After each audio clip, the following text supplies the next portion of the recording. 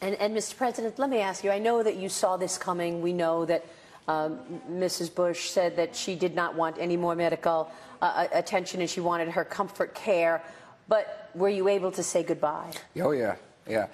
In person and then on the phone. Laura and I went over to see her a week ago Saturday, and we had a wonderful visit. She was strong, lucid.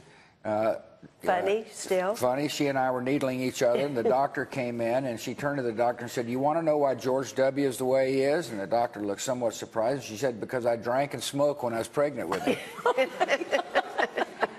That's hilarious. Yeah, no, she's funny. And I had a beautiful visit with her when it looked like, well, yesterday morning on the phone. And she didn't say much, but I told her I loved her. And here's the thing.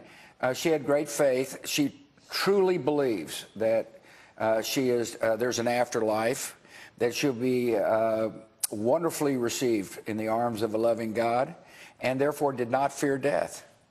And as a result of her soul being comforted on the deathbed, my soul is comforted. Wow.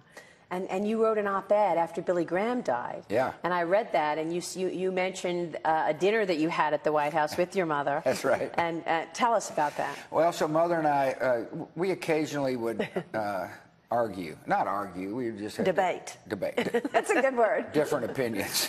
And we were having a theological discussion, and you know, I was basically saying what the New Testament said about going to heaven, and Mother said, "What about her friend, you know, Mustafa?" And I don't know. And we went back and forth. So she decided, I'm going to call Billy Graham.